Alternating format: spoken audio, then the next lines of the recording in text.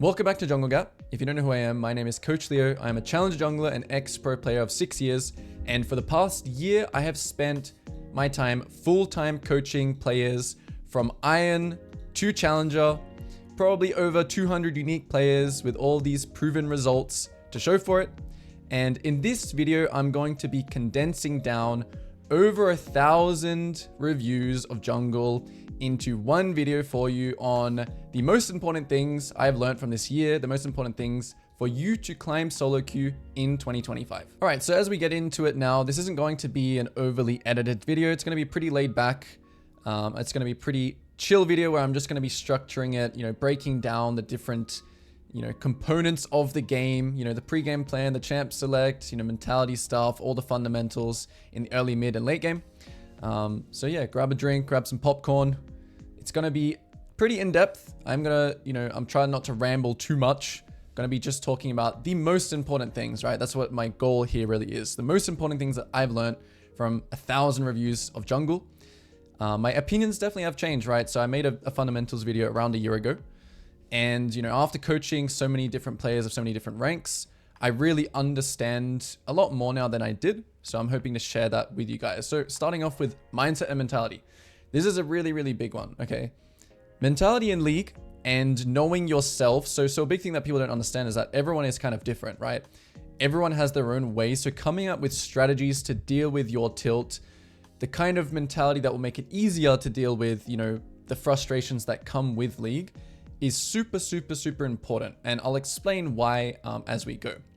All right, so the goal, of having a good mindset and mentality is to consistently play our best on our best champions as much as we can, right? The problem with when you play too much is you tilt, it spirals out of control. We go on loss streaks and things like that. So we want to consistently play our best champions as much as possible. And something to note is, given enough sample size, the rank system will always put you at the rank you deserve, give or take some divisions, right? So yes, your rank is what you deserve. If you've played 100 games, that is what you are, right? You got to accept that. And that kind of goes into my next thing, which is solo queue, and climbing solo queue is a numbers game. So, I've had a lot of sessions with junglers who come to me and they've played like 15 games, and I'm like, well, you just got to play more. You got to get that sample size up to 100 games so we can really see what we're dealing with here, what the problems are, and really, dissect where you need to focus on. Because, if you play 100 games, right, and you have like a 56% win rate on Viego, that's great. For the average player that's not smurfing or not, whatever, boosting or, playing at their true rank, that's a great win rate. So really give yourself a big sample size before you start, trying to figure out what the problem is, all right? And now the first major kind of mindset thing we're going to be talking about, you may have heard me talk about in videos before. This is the 15-15-70 rule and how we can use strategies to combat tilt. So we're going to be using my own OPGG as an example. So essentially what the 15-15 rule is, 15% of games, you can say 15, you can say 20. It's really, it's the number is not the thing to focus on, but 15 games are just going to be L's, right? They're just going to be losses, right? That's how we can take it. They're just going to be teammates running it down, people DCing, whatever it is, inting teammates. You're just going to lose 15 games, right? At the same time though, in 100 games, you're also going to win 15, apologies for the writing. You're also going to win 15% of games, right? And then the other 70%, these are really the ones that are in your control. And this is really how all of these strategies and things, this is what we really want to focus on, right? We also want to, acknowledge the times that we win for free, because this is going to make these 15 losses a lot easier to deal with, right? It's very common for players to always just focus on, oh man, my team's inting, my team's inting, my team's inting. But those times that you get carried, even if you have a cool KDA with it, you're still getting carried. You still would have won that game no matter what you did. So this is a really, really good mental or mindset to have when it comes to ranked, this rule. And now, ways to combat that tilt, right? The way you can think about this, if I use my own OPGG as an example, and I actually have a great example right here, right?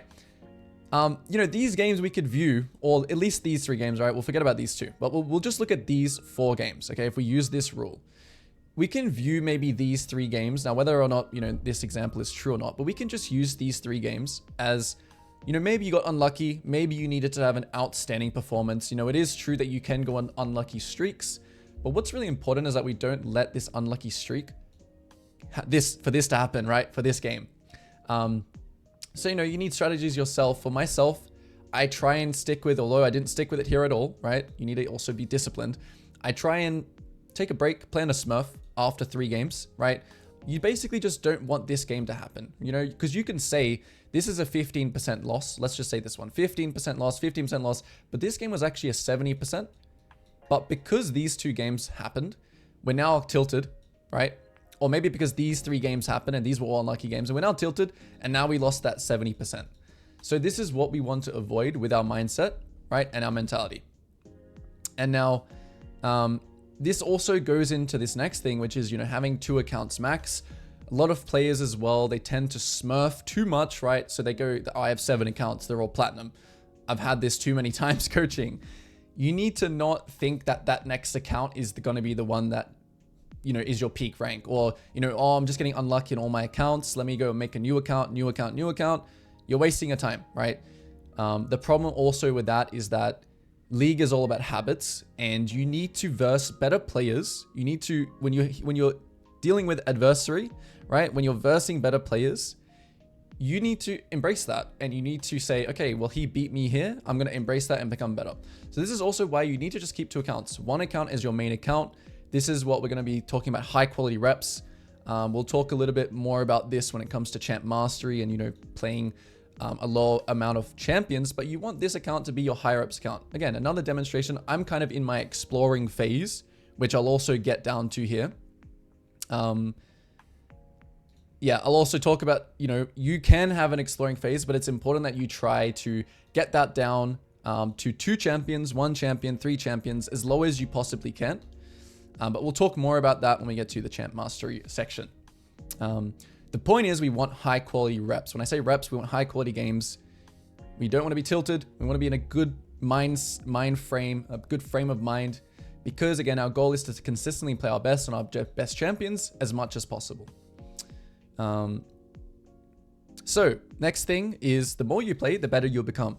And this is definitely true, right? Obviously, you know, you want them to be high quality reps.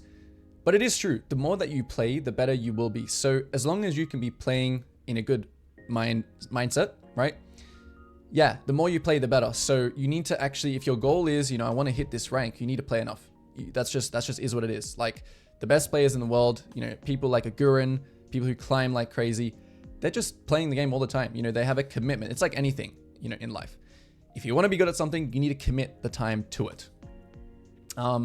And that goes to this thing, last thing here, 3 to 6 month goal. This is something that I've found very, very helpful for a lot of players that I've coached, which is give yourself enough time to actually reach your goal. So what can happen a lot of time is when you say, oh, I want to reach, you know, I want to go from gold to platinum, or I want to go from gold to emerald. You need to give yourself enough time, because what can happen is, you know, if you say, I want to be this rank by next week, what can happen is every single game you play, you're going to be feeling that pressure of, oh, I need to win this game. I need to win this game. I need to win this game.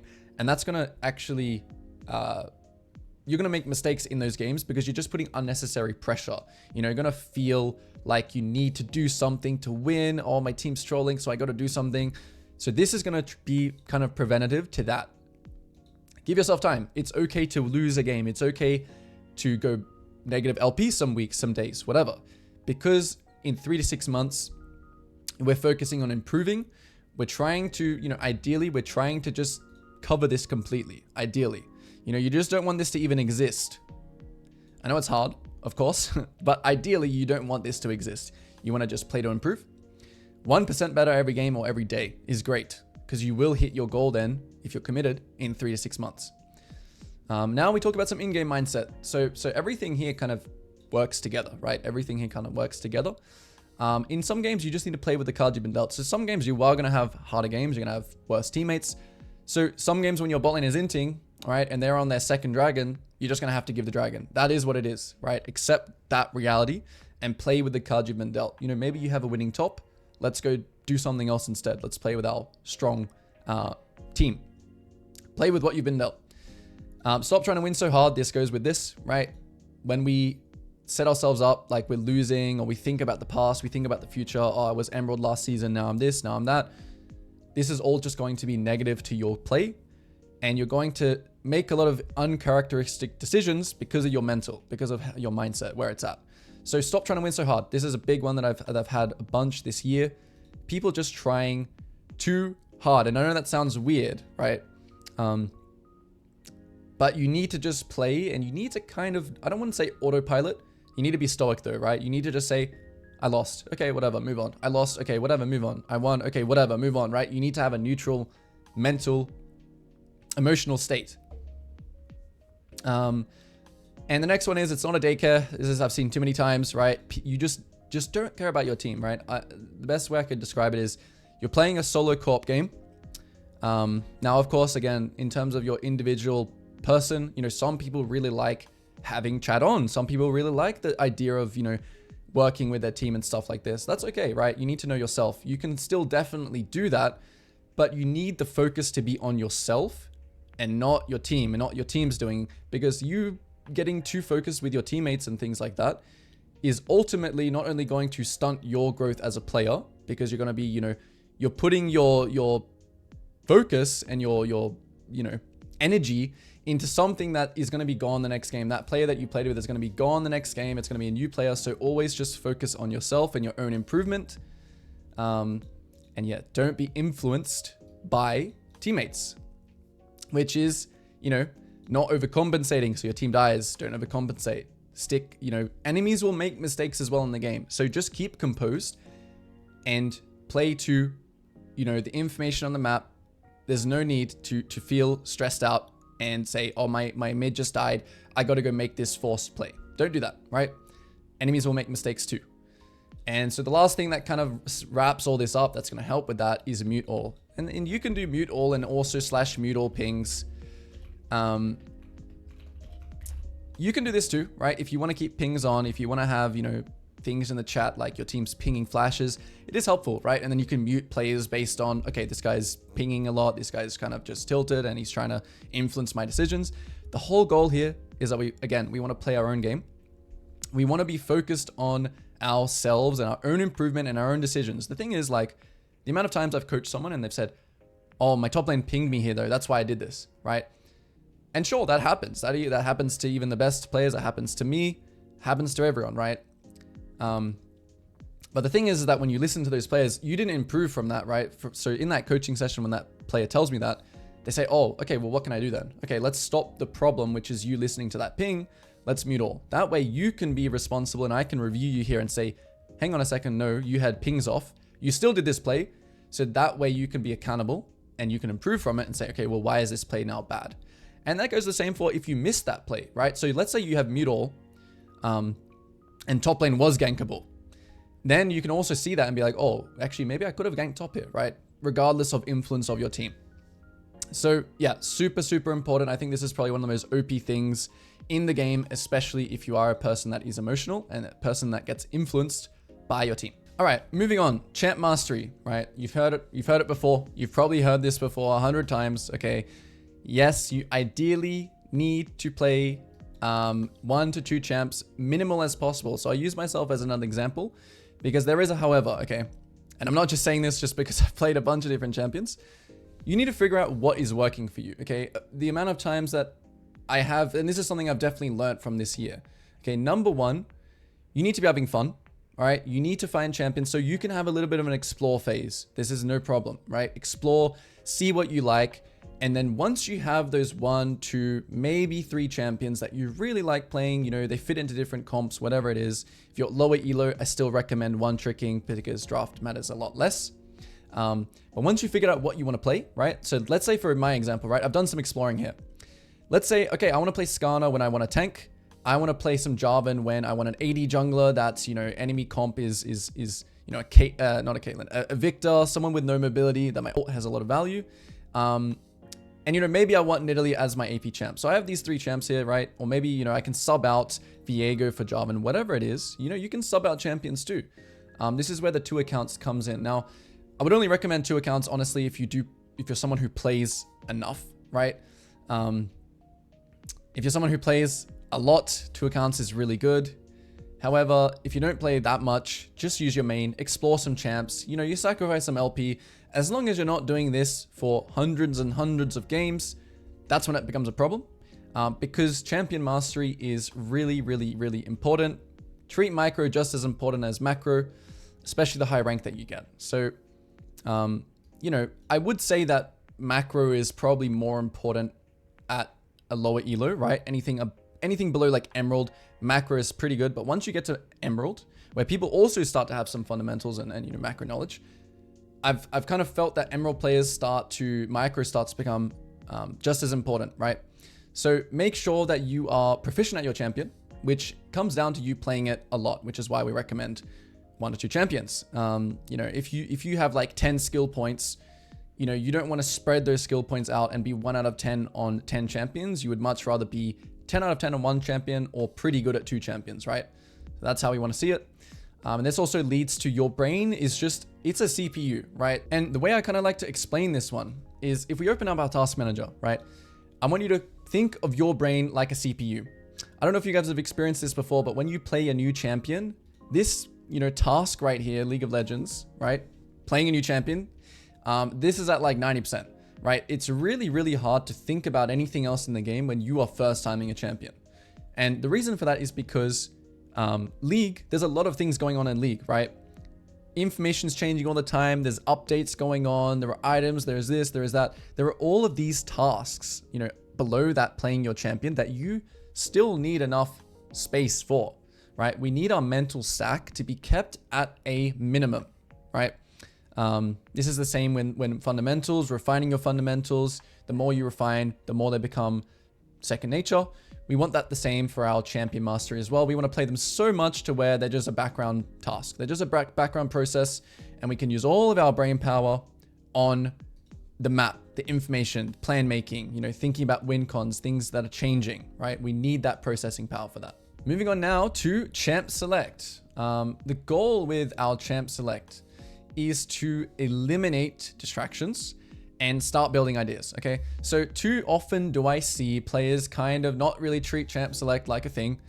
So when that queue pops, you gotta lock in. All right, this is the time to lock in, not when you are clearing your first camp, right? You need to lock in because there are things that we wanna think about. We're trying to take away from that CPU, that task. We're trying to do things ahead of time so we don't have to think about them in the game. We are freeing up space. What kind of champion do we want to play with the team, right? If I have AP champs, right? 80 champions, my 80 jungler is going to be good. So we look at some examples here. Viego is obviously a very, a champion that can go in any kind of draft. But if we look at a champion like Nidalee, in this game, I have a Cassio, right? So now I'm building Leandries, right? Because I don't want to build, Magic Pen, because it means I'm going to be doing way less damage because it's really likely the enemy build MR here. So I need to build, Leandries and Void Staff and things like this. So there are a lot of things that you need to think about in champ select ahead of time. For example, a very common one is just like, what kind of boots are you going to build this game? So if we look at, where is it? This Skarner game, I think. Yeah, this Skarner game, right? So this one here, yeah. If we look at the Skarner game that I played, right? I'm versing 380 carries, so I'm versing Draven, Kindred, Kog'Maw. So, an item like Thornmail is insane, right? But I'm still versing like Rel and Lissandro, so I kind of still need Mercs too. So you're making these decisions ahead of time because then when you get into the game, it's a background process. You don't need to think about it. So super important. And the other thing in champ select, you can start to think about what your champion identity is. Now, this is also very, really important just in terms of your champ mastery to know exactly what your champion does. But champion mastery is essentially what your champion is good at and what your champion is weak at. So for example, if I look at my, my champion pool, right? Jarvan is really, really good into low mobility or no dash champions where my ult has a lot of value. Jarvan is also really, really good at clearing camps. His gank is okay, right? His early game and his gank is okay. EQ, not the most reliable thing. I would say strong early game, really oppressive versus mages and champions like Jinx. This is Jarvan's identity, right? And obviously a team fighting champion later on. Kind of utility, not really a super hard carry. You know, if we look at Viego's identity, he's kind of a jack of all trades, super flexible in different comps. But his identity is that he wants to play front to back. He's a reset champion. So we want to kill frontline. We like versing things such as Nautilus. We like versing things that we can just kill, and they're a really good reset target. You know, Wukong's identity, we really want to be tried to pair with champions like Rakan. We really want to be playing into, you know, we can be played into mobility champions, but we prefer not to. We're a really, really level 6 base champion. So for example, Wukong's identity is that you want to farm until 6, right? Because your gank is essentially nothing. So you need to know what your champion's identity is. It's really, really important, and you can start to think about this in Champ Select. Okay, pre-game plan. The goal of a pre-game plan is to give our game direction, okay? So too often, again, have I coached players that, man, I just don't know what I'm doing. I'm just floating around. I'm just doing whatever. You gotta have a pre-game plan. You gotta have a plan going into the game. And, you know, this is something I've definitely evolved from this year of coaching. I think keeping it very simple is important. Okay, so at the start of the year, just to give an example, I was talking a lot about win cons and this and that, and it was kind of dragging on. It was too much for a lot of players to think about, and even myself, I realized, okay, well, let's just do something that's really simple, right? Where can I get a kill and our jungle matchup? Now, you can start thinking about some ideas, right? You don't want to go fully too deep in it, because League changes all the time, right? The game, as you play, things happen, right? Our bot lane dies, we wanted to get Dragon. It is what it is. We have to play with the cards we've been dealt. So a very, very easy way to think of it. You want to set your game up for an early kill. We want to be making sure we're pathing towards a side that we think is going to have the most action. So I'm going to use some examples from games I've played recently.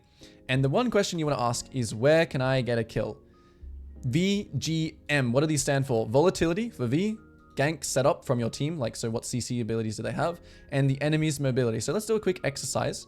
Let's just pick some random games. Let's pick this last game that I just played, right? So if we quickly run through this exercise, volatility, gank setup, and enemy's mobility for each lane. If we look at top lane, the volatility, it's Yasuo versus Maokai. Yasuo has Ignite. So things to think about when in terms of volatility: runes, items, summoner spells, right? So if it's like a Maokai with Grasp versus a Sion with Grasp, and they both have D-Shield and a pot, it might not be too volatile. Actually, a lot of melee matchups are pretty volatile. All right. So this lane, because it's a Yasuo with Ignite, it's going to be volatile, right?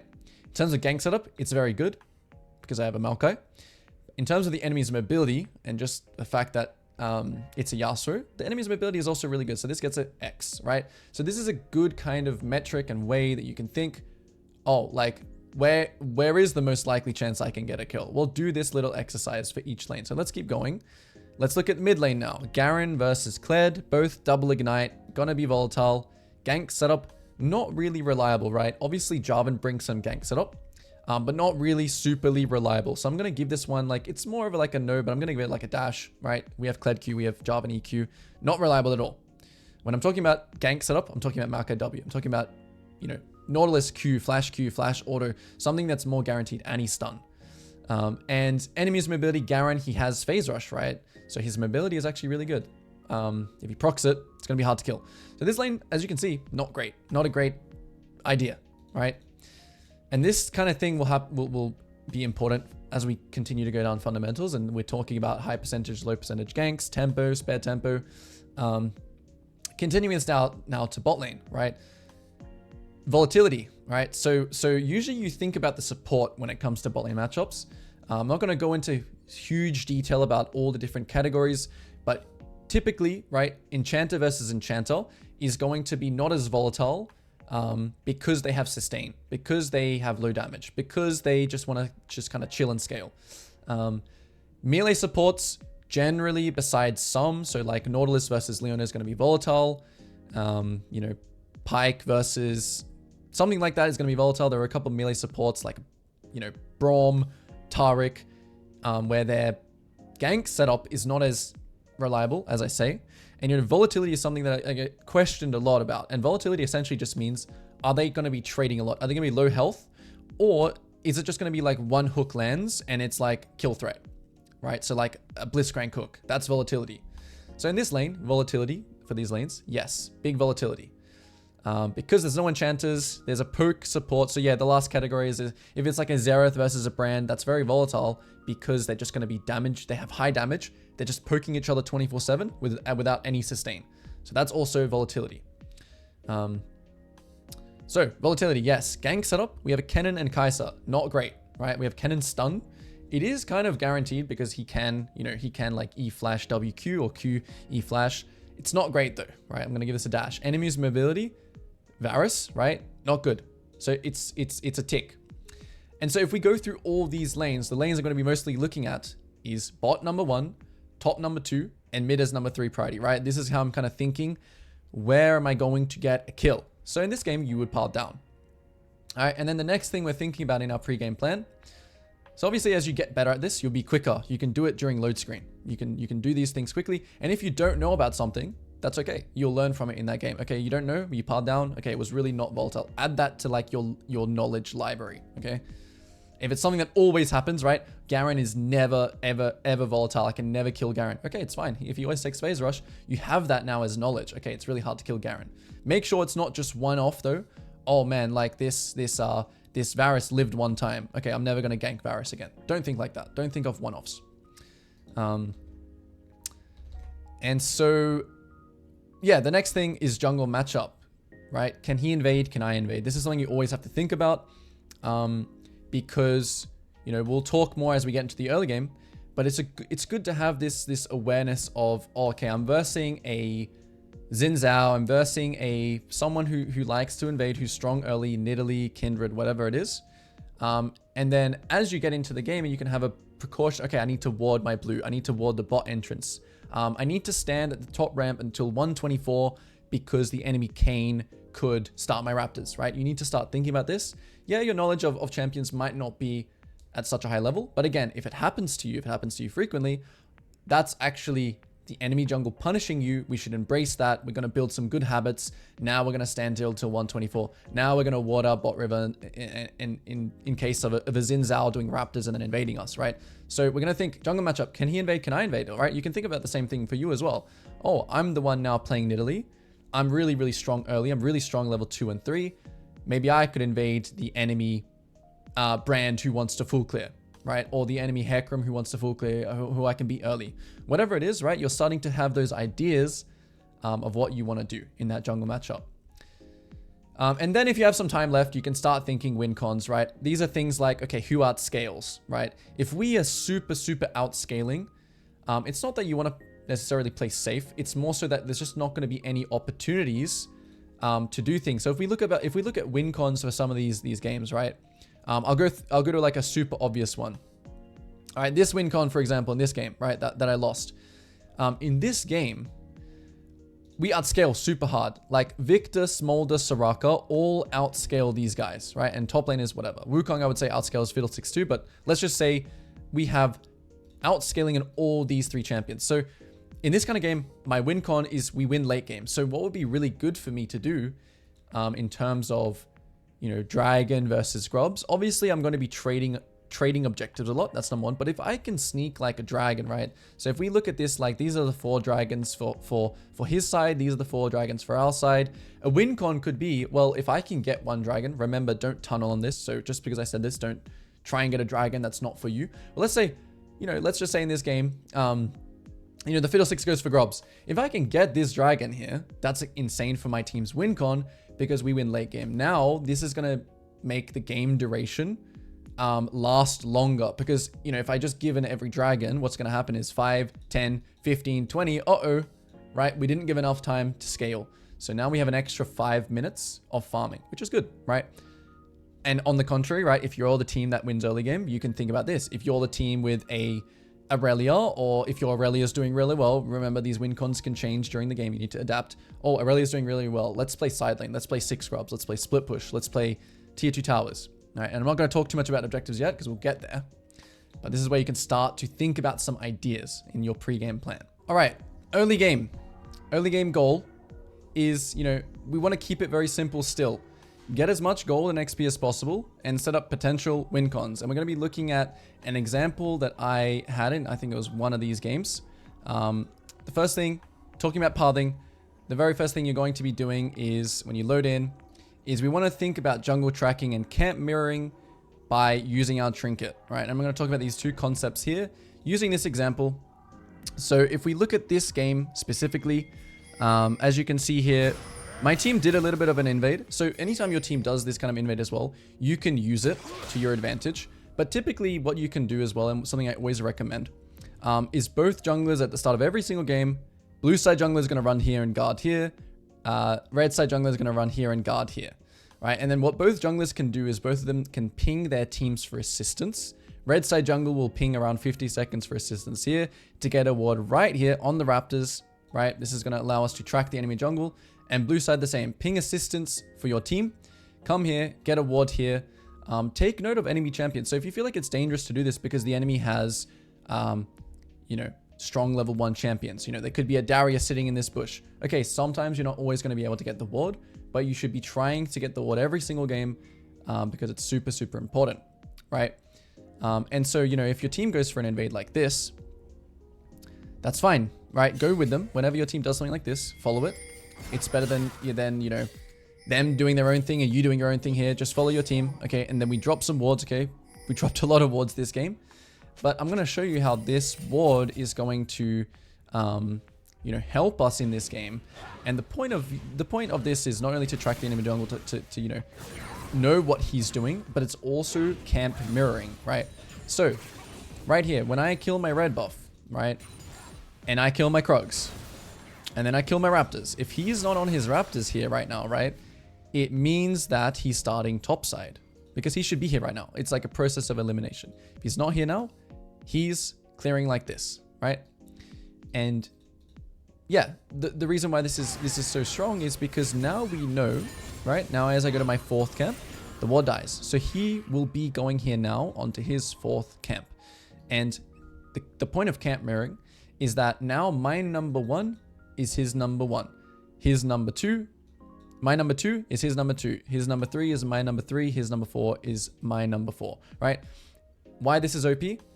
Okay, now I know because my camp spawns at 4:15, his Gromp spawns at 4:15. So if he ever does something, wastes time, if he shows here ganking bot at 4:20 because he wasted a bunch of time, and I've already reset here running here, I know now that this is up. And so this is how you're going to punish junglers for wasting time, for having bad tempo. You know, this is the same thing could be, right? He clears his top side here, but he goes for a top gank. And I clear my top side, same timing, right? We're on tempo with each other. And, oh, okay, now I know that his bot side camp is up because his 3 is my 3, right? This is why camp mirroring, such a useful tool. And it's simple. You just want to say my 3 is his 3. So you know that because this spawns at 4:15, everything kind of lines up. This is the next camp. This is the next camp. Same for him. Yeah. This is the next camp. This is the next camp. So super, super strong way to get early leads by punishing the enemy jungle. All right. So now after we've done that, you know, we've used our trinket, right? We're going to be looking at another example here where we look at this again, but we're also going to be looking at minimap prompts and camera or lane panning with your camera, and then turning that information into a plan in advance, right? Jungling is all about planning ahead. You know, when I'm doing coaching with players, sometimes very indecisive, very like, oh man, what do I do now? And it's natural that if you don't give yourself enough time to plan, if you don't give yourself enough time to think ahead of time, yeah, you're not going to be very decisive because you're not sure, right? That's the reason you're indecisive, because you're not sure. So you want to think about things ahead of time. So as you can see here again, we're going for the level 1 ward, using our pings, trying to get our team on the same page here, trying to get that ward. You know, the higher elo you are, people kind of get the idea. If you're a lower elo, maybe it's hard to get them to move. If that's the case and they have a really strong level 1, then just don't go for it. It's okay. But you should try and get it every single game. Most of the time people do move. Okay, so let's see here. So we're clearing our red. So we're going to be talking about minimap prompts and camera panning. The reason why I say minimap prompts is because too often do I see players just, F-king like crazy. The point of you looking at a lane is you need to have a reason for it, right? You can't just look for the sake of looking, right? I guess it is better than nothing, but you want to have a reason for it. You want to have intention behind it. So as you can see here, when top lane just starts going crazy, okay? Minimap prompt icons are clashing. Another prompt here is the health bars, okay? He's lost all his health. This is prompting me to look top with my camera to see, when am I going to gank? Am I going to gank after Krugs right now? Am I going to gank after Raptors? Is she going to clear this wave? We will talk more about high percentage, low percentage ganks, but for now we're just going to focus on the minimap prompts. So here I should camera pan in a second. So I camera pan, right? Again, not going to talk too much about the actual gank itself. I'm just going to be, you know, that's what's made me prompt top. And now I've got that information. I said, all right, I'm not going top right now, right? I can keep updating myself on what's happening. So now I'm moving around the map again, looking at the lanes. Okay, he ends up dying. Information has changed. She's now diving. So I decide, okay, do I want to go up there again? So I'm updating myself again. Okay, it doesn't look like it's good. She still has flash, whatever. So this is the whole goal of those prompts into camera pan, into gather information, into make a plan ahead of time. And then again, you know, we see Echo here on that ward, which means that he's done one. It's like this, 1, 2. His 3 is my 3. His 4 is going to be my 4, right? Unless something else happens. And that way we can punish him if he does a level 3 gank, top or something like that, right? We know his camps, which can lead to us getting them in the future. All right, weak side versus strong side camps. Now, if you've watched my channel before, this is something that I've talked about in previous videos pretty extensively, but I will quickly go over it here. So let's just, you know, you've done your first thing, right? We've done the first clear, we've placed the triggers, we've got camps mirrored, we've camera panning, whatever. We're doing our first clear kind of thing, all right? The next concept that we want to think about is weak side versus strong side camps. So let's say, you know, I'm playing Viego that game. I do a clear down. These camps, because this is my strong side, this is the side that I want to play towards. This is the side I want to spend most of my time because I think it's the area where I can get the most gold and XP. So these camps, my blue side camps, become my strong side camps. My red side camps, my red buff and Krugs and Raptors become my weak side camps. And essentially what you want to do every single round, which is, you know, a round is you recall, new round, recall, new round, you do something. Every single round, yeah, let's say this spawns at 4:15. Every round I'm going to do my weak side camps first, ideally, right? Not ideally. You want to do your weak side camps first into your strong side. What that's going to allow you to do, right? When I do my weak side camps first, I come here, I do Krugs, I do Raptors. What it's going to allow me to do here is, yeah, I can still do my strong side camps, but because I'm on my strong side now, not only have I covered the chance of the enemy jungle counter jungling me here, let's say I go for a bot gank, he sees me and he says, oh, let me, you know, he's piling up, let's say, for example. Oh, I've done these camps, I'm going to pile up, I'm going to take his strong side. Or let's say he doesn't even pile up, he's just piling, he takes these camps and he runs in, right? It's going to cover yourself. Not only that, is it's also going to, oh, let's say I want to skip these camps and I want to go gank bot. Let's say I want to skip these camps and I want to take dragon because the enemy jungle just ganked top.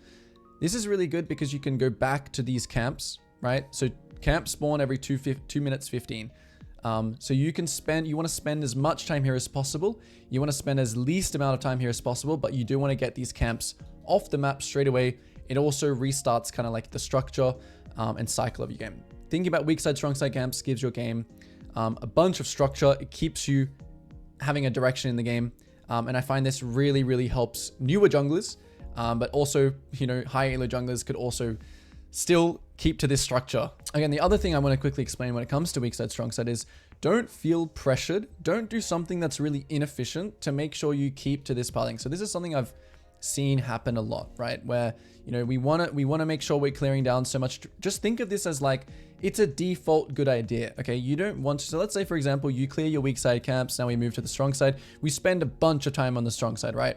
But we only have like 600 gold because we didn't get a bot kill and we did dragon. And now this camp is spawning again at like 6-7 minutes, right? Let's just say that, for example, if you're this jungler, you can then just pard up, right? If this is spawning and you can do kind of like something like this and it's really efficient for you, always choose efficiency. And let's just say, you know, maybe our bot lane was trolling or something happens where, you know, you have to adapt, right? Adaptation is very important.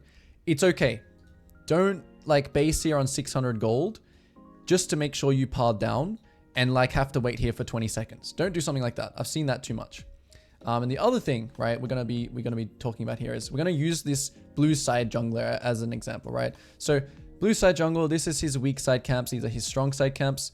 You can kind of like substitute weak side camps, right? The whole point is we want to make sure that we're kind of on the same side as the other jungler to protect camps. So I'll quickly explain. So, you know, when we pile out a base here to our weak side camps, you know, we want to clear these first. But let's say there's something better, right? Let's say, you know, our camps are spawning like this, 1, 2, 3, 4.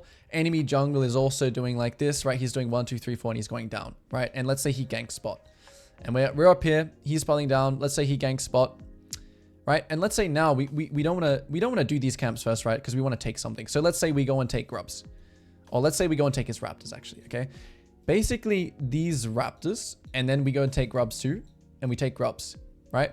Basically these are substituting for these camps. Now, do we go back to our weak side camps here, or after grubs do we go to our strong side? Well, that depends on something. You can be greedy here and full clear down now if you know that the enemy jungle can't take these camps. Let's say you have a ward here and a ward here, right? This is good. This is fine. You can be greedy here.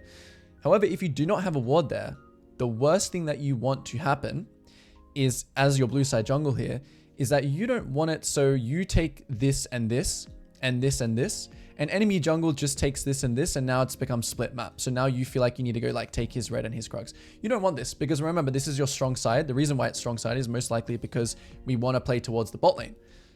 So substitute, right? The other thing about this is like, you know, enemy jungle goes here and is on the bot side, right? He's playing on the bot side, and you take this and this.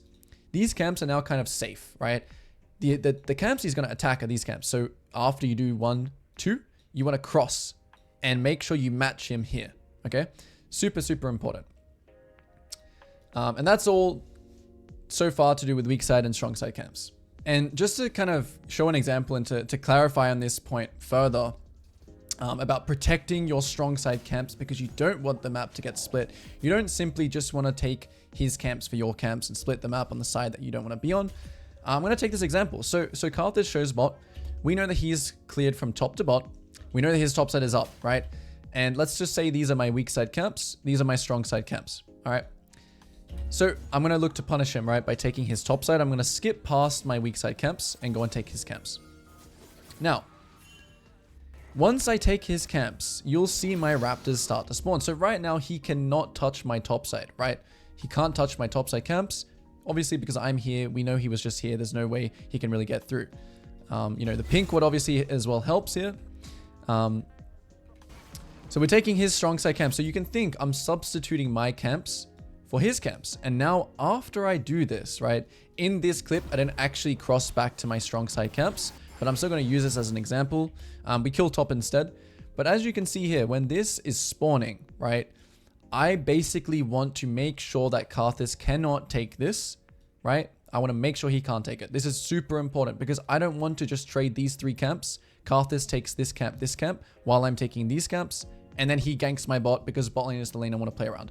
I don't want that to happen. So when your strong side camp spawns, your first strong side camp, which is in my case is this, right now I want to run straight there like this and match him. And then if he's on it, I can kill him. Why? Again, because these camps are safe. Karthus can't get these camps. Now, if I had a ward here and a ward here, right, and I can cover it, and, you know, my Victor can just go kill the Karthus if he takes it, then I can play to greed and full clear down. So yeah, this is a good example. And obviously, you know, this clip, I didn't do that. In this case, I just killed the top laner instead. So obviously a kill like this is going to be worth more. So yeah, you also need to recognize, hey, is this kill worth more than my raptors? Of course it is. So now I'm just going to take this kill, right? So wanted to quickly show an example of making sure you are on time for your first strong side camp to spawn, the raptors. You don't just want to just split them up. All right, next major topic here, okay, tempo. We've probably all heard it before. I'm not going to go into extensive detail about tempo. It applies to basically every part of the game. I'm going to be talking about how it impacts our early game as a jungler. We're going to be talking about clear speed, why it matters, and also regular and spare tempo. All right, so we're going to be looking at another example from the Rift Kit, drawing some things out. Tempo is essentially time, okay? And we want things... we want more time because time is a resource and it's a very important resource. So your clear speed matters, okay? This is to do with champion master as well. You need to be able, I mean, obviously champions have varying clear speeds, but you basically want to be getting your clear speed to where you can kill Scuttle with a smite. Again, depending on your champion, you know, you can look up on YouTube fastest clear speed. Make sure you're getting your clear speed to a pretty decent level. I would say that clear speed is more important than you F-king around, you know, obviously depending on what champion that you play. You know, if you're playing a full clearing champion, it's really important that you have a good clear. So regular tempo versus spare tempo. Your regular tempo is when your camps are alive, right? So let's say, for example, I'm the red side jungle here And I've done 1, 2, 3, and all my bot side camps are still alive. I'm still in my regular tempo. So if I go for a gank right now, right, you should only be looking to gank in your spare tempo unless it's to get a kill. Okay, so if you're sure that you can kill mid here, again, this is going to be depending on your champion. A gank for a Weakside is obviously going to be higher percentage than a gank for a Lilia level 3, right? This is to do with identities and things like that again.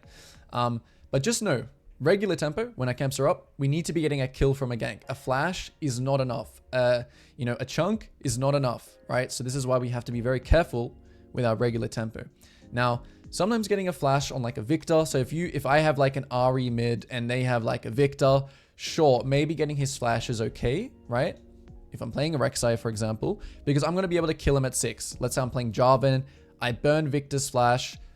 You know, at level 6, it's pretty much a guaranteed killer. He has to play super safe. All right. So in our spare tempo, right, let's talk about that and why having a fast clear speed is important. Let's say we do all our camps down now. 1, 2, 3, 4, 5, 6, 7. And let's say we kill Scuttle and the clock is around 3:40, right? This 20 seconds until this starts spawning at 4:15 is what is called spare tempo. And this spare 20, 30 seconds, right? You don't have to go too crazy. You don't have to be like, oh, I need to be at Krugs at exactly 4:15. You just need to make sure that the enemy jungle can't take your topside camps. That's it, right? That's all you need to be. Being too early here, so the amount of times I've seen someone take this bot scuttle and immediately base here and just waiting for our Krugs, this is not a good use of our time, okay? You need to not do this. In this spare tempo, you can do a bunch of different things. You can walk and gank bot lane, and you can burn a flash. Why is that okay? Because you have nothing else to do. Burning the flash here is really good. You want to use your spare tempo here. This is also time where, you know, oh, my bot lane needs help pushing their lane in. Go help them push the lane in and base here. Oh, okay, I have nothing really to do in lanes. I'm going to go walk into his jungle and I'm going to drop some deep vision. So this is something I always recommend, right? Especially if you didn't use your ward level 1. Okay, with my spare 20 seconds here, I'm going to drop a ward here and then I'm going to drop a ward here and I'm going to go and recall like in this bush. And that's how I'm going to use my spare 20 seconds. So regular tempo, spare tempo. In the spare tempo, we're trying to use it up. And in the regular tempo, we're trying to make sure that it's a kill or it's that situation that I just described. Okay, so up next, we're going to be talking about something called turn-based tempo, okay? This is essentially, you know, sometimes you can look at League kind of like a turn-based game. But essentially, you know, we're going to be looking at this example. For the sake of the example, I'm going to turn... So we can see the entire map. So essentially what's happened is, you know, Hecarim has, you know, he's clearing his Gromp. He wants to clear down, but there's obviously a chance that he can go for grubs, right? And it looks like I'm way ahead of tempo. So, you know, these are his weak side camps. These are my weak side camps. I've already cleared my weak side camp. So I'm ahead of him in tempo, which can translate to something that's really good. This is why keeping good tempo is important. And you know, plays will, it's like a butterfly effect, right? So here, right, we can also view both junglers' mistakes. So the first mistake from Hecarim is that he didn't clear his weak side camps first. He went straight to the strong side. Now, obviously, I don't know that. You know, I can go and check his raptors here. That would be a pretty good idea. But instead, the mistake I make is I look for a bot gank. And the reason why looking for this bot gank is bad is because turn-based tempo is essentially saying, if he does one move, I can only do one move, right? Now, you know, depending on the game, depending on who's winning, this will depend, but in a completely even game, you can kind of look at it like that. So if Hecarim does one move here, we can call this 1. Then I'm only allowed to also do one move for free, right? So I can do one move for free right now. I can choose whatever I want. If I choose to take his bot side camps, that counts as one move. If I choose to gank bot and then maybe take just his raptors, that counts as one move. Now, the problem is if I try and do 3 moves here, if I try and do 1, 2, 3, what's going to happen? Well, he's going to finish his 1. And his tempo, he's going to be able to, you know, cross mid, collapse on me here, cross mid, collapse on me on dragon. So in this situation right now, I need to think, okay, I need to trade 1 for 1. He's doing grubs, I'll do dragon. So this is essentially what turn-based tempo is, you know, move for a move. And this is like kind of the jungle chess game, right? And, you know, obviously in a game where I have a really strong bot side, I have a really strong mid or whatever it is, yeah, sometimes you can do one move here, which is taking both of his camps, and then still get your second move just because he can't contest, right? But yeah, I just want to cover the main principle of turn-based tempo. All right, so high percentage ganks. Now we're going to be talking about, you know, obviously when we talk about high percentage ganks, We're talking about ganks that we think are going to work. So, a bit of a heavy subject. There is a lot to go into ganks, and, we do want to gank and we do want to kill people. Believe it or not, we've talked a lot about farming and tempo and fundamentals, but this is also an essential part of the game, killing people. If you're good at killing people, there are plenty of players in Diamond, Master, GM, Challenger. They probably wouldn't even have heard of the word fundamentals. Obviously they would have it. But they're just really good at killing people, okay? And we're going to try and, do our best to simplify that and talk about it, all right? And so, we're going to go back to our planner here. The first thing we need to kind of think about is waves, wave position, what wave we want to gank on, and I have an example here, right? In this example, I want to gank the enemy bot lane. And so we're going to quickly camera pan it to give some more context. Now, in the first round, I had already ganked these guys, and we had burned Lux flash, okay? So Lux has no flash. This is also going to go in with our, things we're going to be talking about, the summoner spells, all right? But firstly, I want to talk about waves. And so the really key thing, let's say I'm playing Vi here, right? And I want to gank the enemy bot laner because, they have no sums. The important thing I want to think about here is what wave do I want to gank on, right? So waves work like this, you want to think, you always want to gank somewhere when the enemy are hitting the minions, okay? This is very important. So like this is your wave is going to be this color and the enemy wave is going to be this blue color, okay? You want to gank when this team is hitting your minions. You don't want to gank when they've already killed the wave, because after someone kills a wave, what's going to happen is, let's say they do end up killing your wave here and they push their blue wave all the way into the tower. What's going to happen here is that they can choose now, okay, I'm going to go ward, or I'm going to go base, or I'm going to hit tower, right? So that is the one time you potentially could. But also you have to think about your team as well. Your team also wants to CS that wave.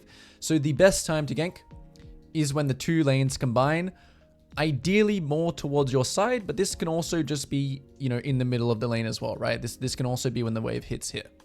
All right, so, further things talking about waves, a little bit of fundamentals, right? When someone pushes in their wave, that wave is going to bounce unless this team decides to push then again. So a really, really good time to gank actually, and thinking in advance, updating yourselves is, let's say I ganked bot, I killed the bot, we pushed the wave in. Now this wave is going to bounce back to us, and I'm going to have a timer here to then come back and kill them when that wave is pushing back into my team. So knowing how waves work is also really important. Knowing also when you need to fix a wave, right? So if I had just ganked bot and we need to push this wave in before this next wave comes, because otherwise if this wave comes and I don't help them push and I get stuck here, bad for my team, right? So we also need to know when to push the wave, or on the other side of things, when the wave's actually pushing towards us and it's good for us to leave the wave, because then my bot lane can kind of base and then collect the wave, right? So lots of things to do with wave. Educate yourself on how, what's important for a jungler to think about waves.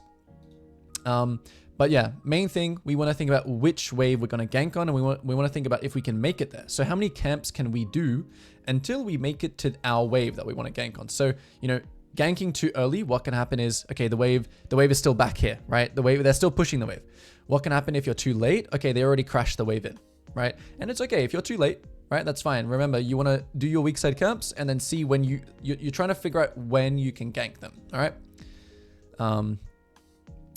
And so the pathing we also take, this is to do with dodging vision, and we're thinking also about kill threat. Champions such as Malphite, Mals, right? These gank timers, the kill threat of those champions is not pre-6, but when they have that tool, that go button, that kill button, that's how you really want to use these champions. A champion that I have, in this game, I don't really have any kill buttons. Champions like Nautilus, their kill threat is level 3. Champions like Blitzcrank, their kill threat is level 2. Nautilus is level 2 as well.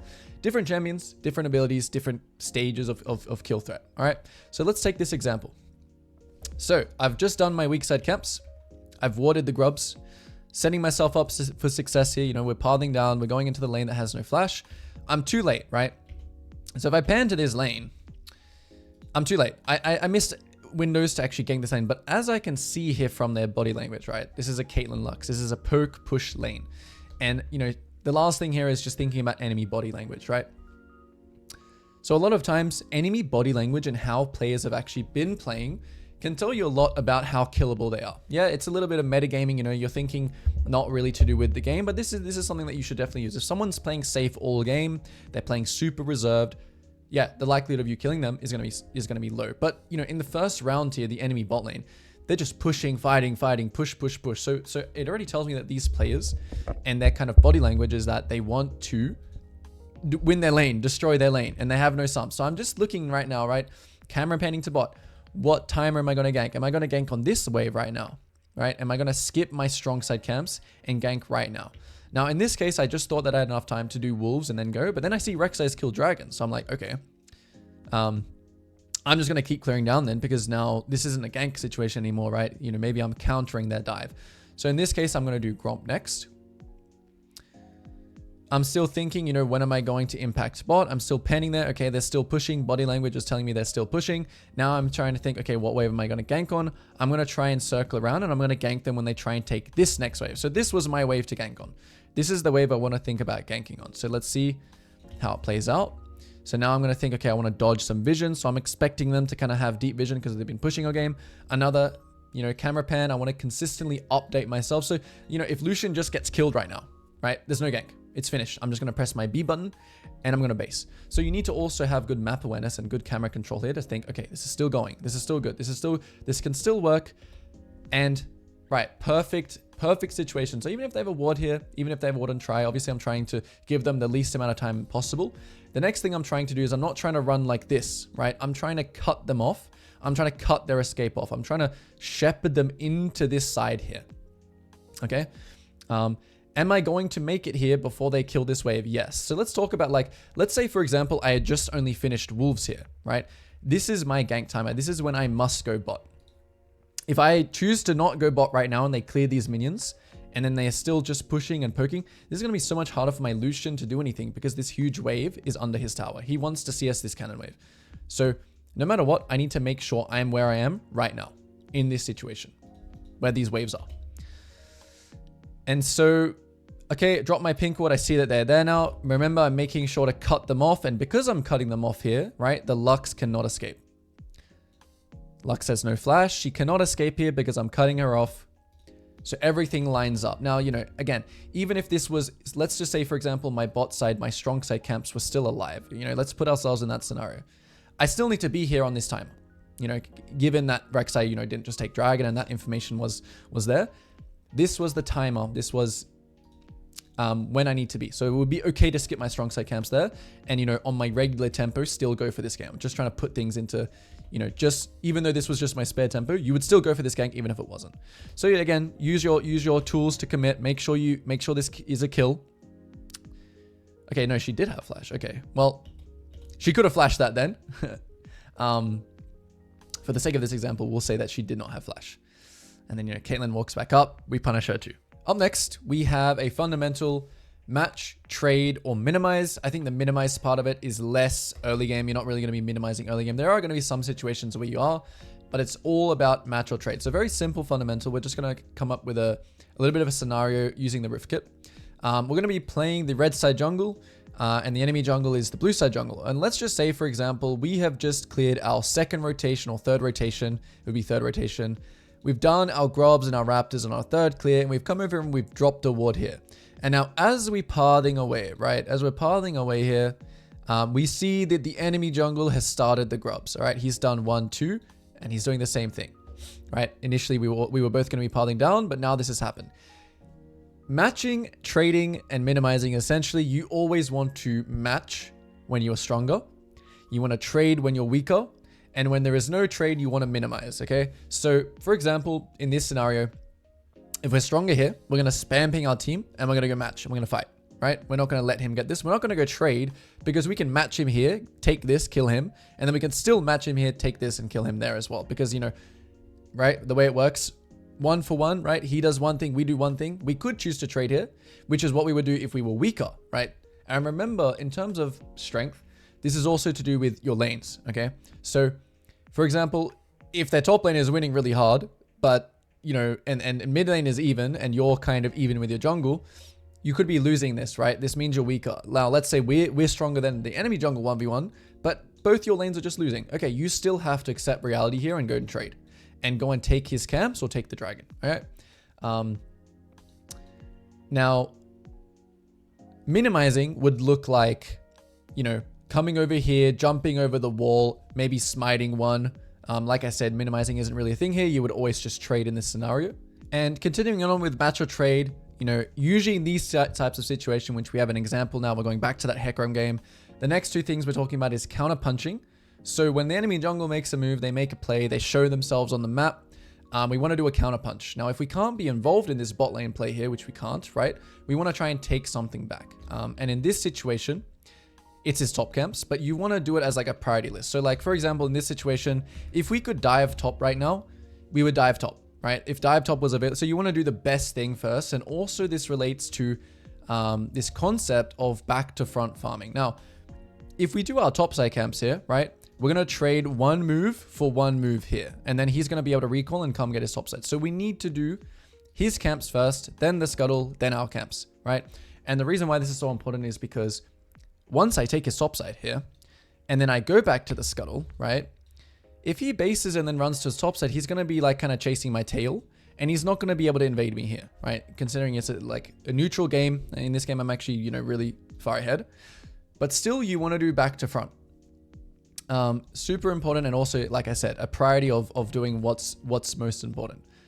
So yeah, as we can see here, this is my counter punch. Now I take all his topside, and he shows up here, same clip as before. He shows up on that pink, and he's sad. Objectives, grubs and dragon. So to quickly talk about this, obviously it's gonna change based on the game. But something that I've realized in coaching is that you really, you know, you want to just do whatever is available and efficient. Okay, so you know, I actually had a coaching session yesterday where, you know, we had this tunnel vision on the grubs. You know, this jungler had just taken the enemy raptors, and, you know, the dragon was there and available, but instead we crossed mid and we waited 20 seconds for the grubs to spawn, which is something you don't want to do. Just take the free dragon. The dragon was free. When we're comparing both objectives though, right? A really good way I like to kind of describe it is that dragon's health bar is one big health bar, right? But grubs' health bar is kind of split into three. And this is why, you know, you can just consider grubs as like an extra camp. You can take one and it's very non-committal. You can just run away. Whereas dragon, you know, when you commit to doing dragon, you need to be sure that you can actually kill its entire one health bar. Okay. And, you know, this goes back to as well, you know, the match or trade thing, right? When the enemy does dragon, you generally always want to match, as long as obviously you think about numbers, right? So if it's 4 versus 4 on the bot side, right? You have 4 people, enemy has 4 people. You always want to match, because this dragon actually counts as an extra enemy, an extra teammate for you. Sorry. So it's now actually not 4v5. It's actually 4.5 v4, right? Where you have the extra 0.5. Because you have an extra dragon damaging them, killing them, this means that generally when you can, you always want to match dragons. So yeah, the grubs are an objective that is less committal. So that's something to definitely think about when you're thinking about taking objectives. If you are the team that's starting the dragon, right? If you're starting the dragon and it's 4.5 v4, you need to make sure you're doing this with a reason. So if we actually just talk about, you know, all the fundamentals we've just been talking about so far, if we're starting the dragon and they could have 4, we need to be thinking, okay, well, this dragon is we're so much further ahead than you that we can win that 4v4.5. And, you know, that generally isn't the case. In my experience, dragons is this thing that a lot of junglers get sucked into. They think, okay, I'm taking an objective, you know, what's going wrong? When you take dragon, expect the enemy to come and fight you, or take dragon when, you know, the enemy bot lane is dead. When the enemy jungler shows topside, when the enemy jungle shows taking the grubs, this is when you want to do the dragon. And also remember, you know, in a scenario where we just full clear down and we gank bot, right?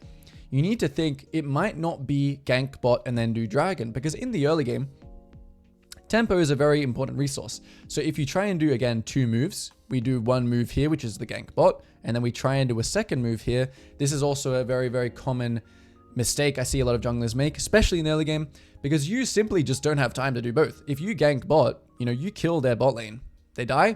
Your bot lane doesn't want to come help you on dragon, because guess what they want to do? They want to push their wave in, and then they want to base, and they want to go spend their gold, because usually after you get a bot gank, people are low, people have used spells, whatever. not a time to do dragon, right? Because what can happen is, okay, now I ganked bot, I'm doing dragon, enemy bot lane comes back, enemy jungle has a look at you, dragon takes forever because you need to kill this entire health bar. It's not like grubs where you can just take one and leave, and you die, and you leash them dragon, you lose all your tempo, your nexus takes a dent, right? So this is very, very important to know. All right, and finally, the last thing I want to talk about in the early game fundamentals is when to value greeting or when you want to base for tempo, okay? And this usually comes down to two main things, which is you want to greed, right? Greeding is not a bad thing. Sitting on a lot of gold is not a bad thing. So this is a big misconception, right? When we have a lot of gold, we want to spend it. That is true if you have a full item, okay? If you have a full item, just press B, go get your item.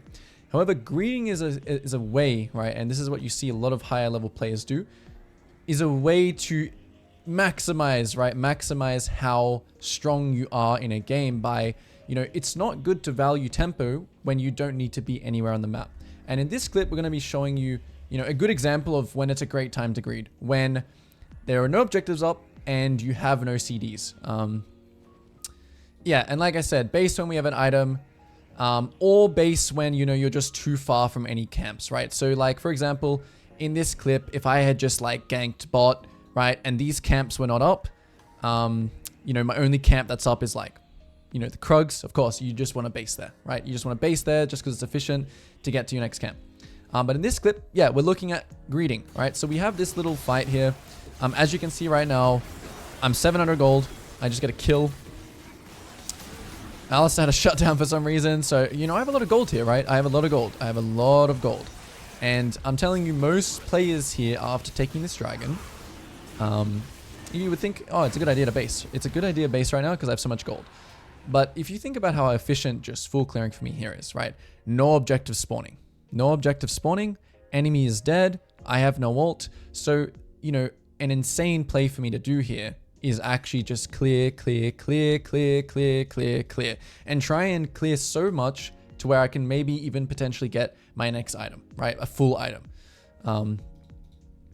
So yeah, this is a great example of when you should greed, right? And I think that's exactly what I do in this clip.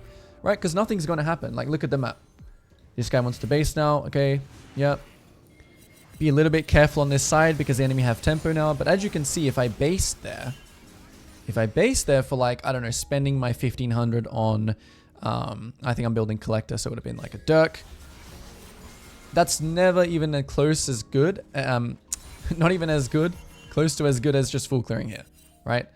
So then I base here, you know, I get an extra, I mean, I actually only get an extra pickaxe, but sometimes this will turn into something really good. And now, you know, in this case, I did lose my timer. You know, bot lane dies. Obviously, that's not your fault. Really good example of when you should greed. And quickly, just wanted to show a good example of when you should actually value tempo and actually value basing. You know, I have 1200 gold here, so not the biggest buy ever. I still have camps up, but the thing is that dragon is spawning, and dragon is going to be one of my win cons this game. I always want to match when I'm stronger. I have Triforce and base. You know, if I had time to like do Raptors here, then base, and then still be on time for this, that would also be fine. But I just want to make sure that I have spent my gold to contest this dragon, because I do believe that after that actually happens, is actually on that round. Yeah. So I wouldn't want to, I would want to make sure I had spent gold for this, right? So that's just when you should value tempo, you know, when you want to be on map to contest something because you're stronger. That's going to conclude the early game fundamentals. Before we move into the mid game, I wanted to quickly remind you guys that League is a game that is not black or white. There's no formula. For the most part, fundamentals alone will not win you every game. Instead, you should see them as something that puts you in a position to make impactful plays. Fundamentals matter more at lower elo. However, as you climb, it's important that we become adaptable. This comes from both fundamentals being second nature, but also from building game knowledge for other champions, their identities, their abilities, etc. You can build this naturally just by playing and being conscious. What's important is to not be too afraid. This is something that I see a lot when I'm coaching. People are, you know, being afraid, sticking to being too rigid in their fundamentals. Don't be afraid to put yourself in positions that allow for building that game knowledge. So for example, do I win this 1v1? Can I go for this gank? Let's try, right? And then you learn from it. And just lastly, talking about the early game, you know, the best junglers, and from what I've learned from the best junglers, is that if you are able to farm efficiently, high percentage plays, keep good tempo, don't overcompensate for your bad teammates, and then translate that in fights and your micro and your mechanics. This is what I see the best players and the best junglers in the world do. So that is what we're striving for. You know, we're taking those fundamentals like gathering information, minimap prompts, planning ahead, calculating if it's low percentage, high percentage, mirroring the enemy's camps, taking his camps when he's wasting time. All these things are leading up to you getting ahead in the early game. And now we're going to be talking about how we want to translate that into the mid game. And also, right, we haven't spoken much about playing from behind yet, but essentially it's the same thing. It's just that you're going to have less opportunities, right? So when you're playing from behind, you know, you're not going to play the game any different. The fundamentals are going to be the same, but you need to be, you know, you just because you're behind, you don't want to overforce something. Enemies, again, they will make mistakes. You just need to put yourself in a position to be there at the right place at the right time when that fight, when that skirmish, when that enemy throw happens, right? That's what you're trying to do when you're playing from behind. Alrighty, so mid game. Our goal in the mid game, as we just said, translate our lead into being the difference in fights and, you know, around the win con, right? So if you're stacking, if you've got 2 dragons in the early game, you want to translate that lead, which we're going to be looking at some examples on how to do that, into getting soul, simple win con. I promise you guys that, you know, if you consist, you can see here, you know, I was trying to figure out, is there more to mid game? I really don't think there is. A lot of people struggle with mid game. I think it's really, really simple once you understand. I think maybe these concepts are a little bit harder. But once you have them down, I promise you mid game is not very hard, which I'm going to try my best to explain right now. So if you've watched my videos before, you'll know uptime, downtime, when to farm, when to group, when to farm or group, and when to value your tempo and basing, and when to value greeting. So a lot of some fundamentals here are going to be, you know, crossing over into the mid game. But also some new things are coming up, tempo lines as well, and protecting and shadowing side lanes. So let's talk about this and find an example. So for the example, I'm going to be using this Viego VOD that I played yesterday. As you can see here, right? It's not like, you know, I had the most unbelievable team. This is one of those games where, you know, you kind of have to go above and beyond to carry. But I'm going to show you guys how I actually translated my early game lead into the mid game. So we're going to be covering basically all these things, the match or trade, the always have an objective in mind, team fight style, and the uptime, downtime. We're going to cover actually all of that just in this VOD. So mid game typically starts at 14 minutes. We're currently at 16 minutes. We just had a round where we're clearing up because our TK was dead, right? So in downtime, in uptime, downtime essentially means when your team is not ready to go. And that generally is coming down to tempo lines, okay? So tempo lines right now, not only do they have 5 alive, right? But if you think about someone who's dead, their tempo line is back here. Now, the rest of our team's tempo lines, right, are not bad. They're pretty synced up. And I'll tell you why later on this matters when we come to uptime. But right now it's downtime because we're not ready to go. We're not ready to do anything. And also, obviously, there's an objective here, right? Which is Rift Herald. But I'm not looking to, oh, I'm ahead, I'm going to go take this Rift Herald, right? I'm thinking still, holding my composure, right? I have a win con. Remember, I have a win con. I have 2 dragons already. So all I need to do in this game is fight those dragons, right? And make sure I keep my farm up. So right now, this is actually a minimized play, right? They actually have this, they have this, right? So this is actually a good example of minimizing in the mid game, right? Match, trade, minimize. There's nothing to really trade here. Like, what can we trade? Nothing, right? So I'm actually just minimizing here by just taking my topside camps. This is a good example of minimizing. Some other good examples of minimizing is like, you know, they're pushing your mid tower. There's no trade, there's no match. So you just slowly defend the mid tower, right? That's another example of minimizing, right? So we're minimizing here. Speeding this up, still minimizing. Now it's uptime, okay? So it is uptime right now. But we can't contest this, okay? So, okay, Caitlyn's basing now. We're all basing now. Okay, so this is a new round. New round has just begun. Dragon is also spawning. All right, so we're playing to that, translating a lead for this win con. We don't care about anything in this game, right? All of this that's just happened in the past 4 minutes. All we need to do in this game to win is get as strong as we possibly can for this fight and team fight this. Now, this is also going to come down to your identity as a champion and your team fight style. I know in this game, as playing Viego, my identity, get 1 reset, carry the fight, right? So we're going to watch how we do that. We are here early, right, at this objective. So we do prioritize, you know, Obviously, I have no camps up right now. But even if I did, right now I'm trying to protect waves is one of them. So I'm kind of trying to protect this wave. This is still downtime. So, you know, there's nothing to really do here. I'm trying to protect this wave, respect the enemy. And now let's watch the team fight. Right, so respecting, okay, this guy walks into me, we get a reset. So remember, you don't have to, you know, I wasn't really trying to force this, right? I'm not trying to force right now. I'm not trying to force. I'm waiting for them to actually make a mistake. And then as soon as that happens, you know, this guy gets tongued. These guys get silenced. Okay, good time to go. Good time to go. So translating our lead here. Being patient. Still being patient. Very patient, very patient, very patient. They're all looking at me, so I'm making sure we're just looking for another reset target. Alistair wasn't the greatest target there, but we're just still looking front. You know, I'm not trying to like dive onto these guys. They'll die eventually, right? Just hit the front. That's my champion identity. That's how I want to team fight. And so eventually we chase. Why chase? Kill. Back to the objective. We really want this dragon, so I'm running back here. Now, pause. Once you do an objective, this is where the uptime, downtime comes in. This is when you want to think about grouping and farming. Okay, so right there was uptime. So we were grouped. We were getting vision. We were playing with our team. We were protecting waves. Now that it's downtime, right? So generally, you know, after you have a team fight and after you know, get an objective. So we have a team fight, we get an objective. Usually here, people should start to think about basing. Now, everyone's fresh off a base here, right? If you look at the tempo lines here, Malzahar is back here, right? So the way that you just want to think about this is when people get back on the same tempo lines, you want to do it. So for example, when Malzahar gets back to like somewhere here, I can think about playing uptime, but I kind of knew that this was going to be a downtime. So now TK is basing, right? So it's still downtime. And also if you look at my gold here, right? If I'm making the decision after I kill this dragon, what do I want to do? Another really good example in the mid game of greeting, right? I have 1800 gold here. So this is the same example. No, this is a different example. Yeah, different example, same game. So I'm greeting here again. Greeting is so important that you greed. You want to greed here. We're just waiting for TK, waiting for TK, waiting for TK. You know, I pinged this guy off my raptors. You know, it's all mine. Put the ball, put yourself in the driver's seat to carry this game. And now we're about to play uptime, right? So that was downtime, farming our camps.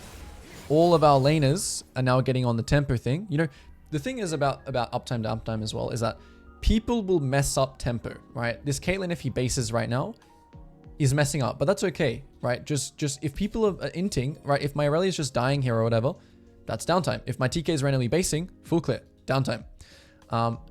Now, you know, I'm kind of pinging here, so I'm going to talk about pings later on, but I'm making sure that my team here, you know, I have this later on in the communication and ping. So I guess we'll talk about it now since this is a good example of it.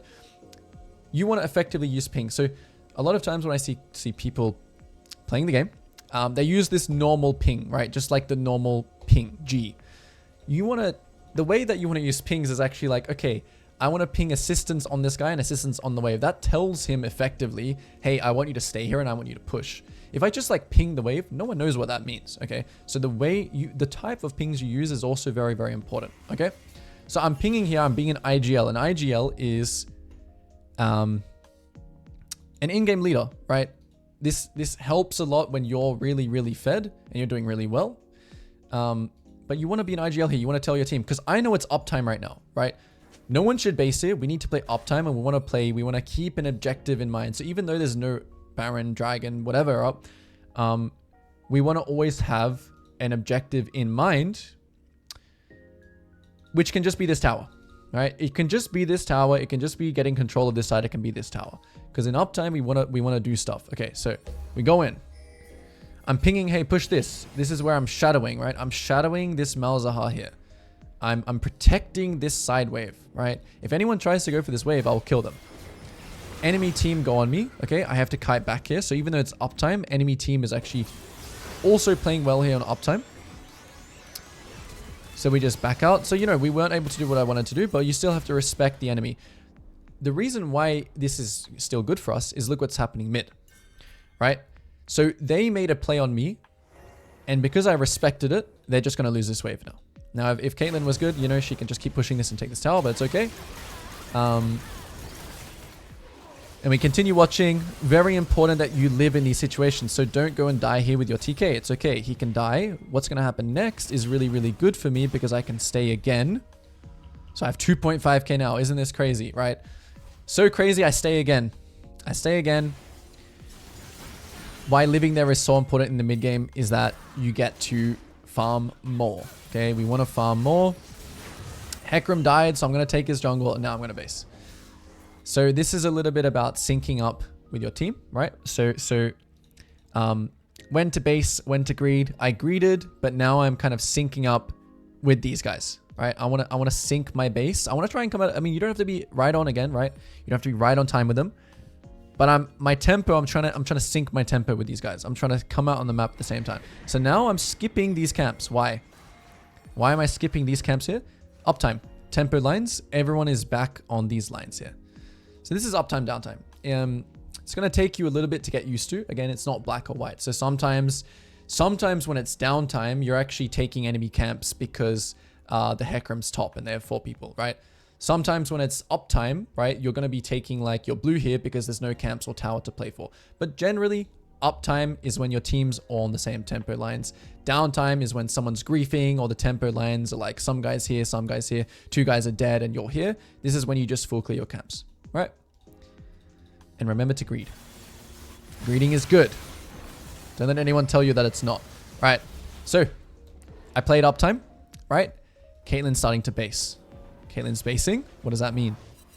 It means go farm. So now I go farm.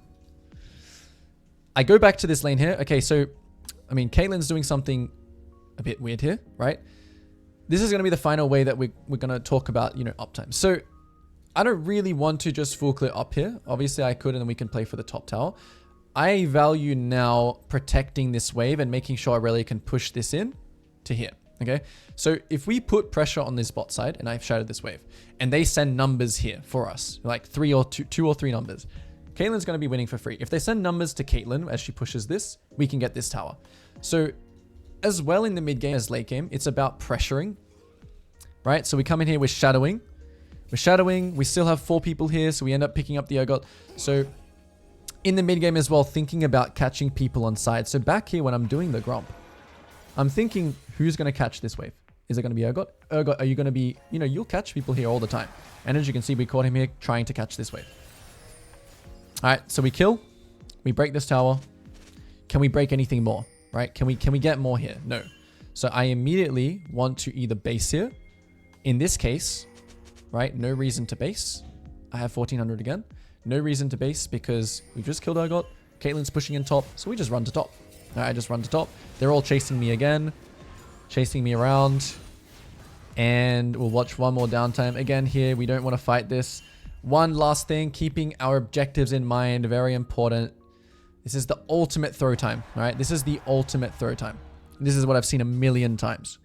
I've seen this a million times. Once you get this tower, game is won. Okay, game is won. So just spam back ping your team here. I don't care if this Caitlyn dies, to be honest, right? Obviously, I'll try and help her get out by showing my presence here. But watch how I play, right? I'm not looking to go in. I'm not looking to go in. I'm not looking to go in. I'm back pinging, I think. Or maybe I'm running out of pings or something. Who knows? I'm still not going in. Yeah, I think I'm pretty sure I'm spam pinging. Okay, I'm pinging dragon at least. Always have an objective in mind. All right. This is essentially how you play mid game. Now we're thinking about late game. So late game is very, very similar, of course. The goal is to close the game out and end. Objective setup and vision, using Baron to push waves, protecting waves, and teamfight style. So same thing again, teamfight style is we're going to play front to back. Here we're playing to our win con again. If they walk in, we're going to kill them. So in this case, Hecarim used his ult top on Caitlyn, so that's why we know that. Remember, right? When you have this win con, which is dragon, when you've done 3 dragons, you're forcing the enemy to come here and contest you, because if they don't, you're going to take this dragon, and there's pretty much, you know, soul kind of locks you in to win. So my whole game plan here is that because I have this team comp with Malzahar and you know, I don't really think either team outscale here, but this game plan is so easy for me to just stack dragons and Malzahar ult someone on the dragon fight and do this. All right, so we get the reset. We play for the fight, and I don't even think there was a Baron in this game, actually. Still being very disciplined, we go back to the dragon. Yeah, there was a Baron. Okay, yep. So in this case, we actually based here. Why did we base instead of greeting? All right, let's see. So I take Scuttle. Always take the camp that's next to you. Don't just leave that up. Take it, extra gold. In this case, 1.6k. Baron is spawning. So I value tempo. I don't want a full clear up here. I just want to spend my 1600 and then take Baron. And end the game. Okay, and then I think, yeah, we take Baron. When you have Baron, last thing that's going to kind of close out the entire video is closing out with Baron. So when you have Baron, it's really important that you push waves, okay? So we took Baron. Going back to my right here, super int. Going back to here, super int. Look, tempo lines, right? We get Baron, everyone's ready to pressure. Everyone's tempo lines all on par with each other.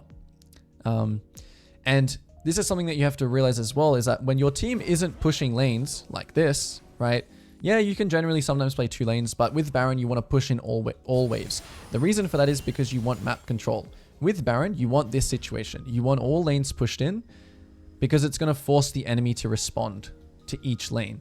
And now when they respond to your lane, for example, like this, right? Any response here, I immediately, I don't try and take this tower. I immediately rotate to the fight and win the fight. And yeah, this game kind of had all those examples. I'm not going to cover too much when playing from behind. It's going to be a lot of the same thing, but you're going to have less plays, right? I could talk about playing from behind, but really what we want is to make sure that we're ahead. Yeah, there's going to be some games where you play from behind. I already said in the late game, you kind of need to minimize and make sure that you're in a position to when the enemy throws. There's going to be a lot of trading, for example, in the mid game and late game if you're behind. But yeah, that's kind of going to wrap up. That's going to kind of wrap up this video. Thank you all for watching. If you made it to the end, congratulations. I do believe you are on the path to climbing in 2025. This video took a lot of effort and work, so leaving a like, I would really appreciate it. Leave in the comments if some of these, applied to you, and what kind of, specifically what you guys would like to see next. Yeah, and I hope to see you guys all in the next one.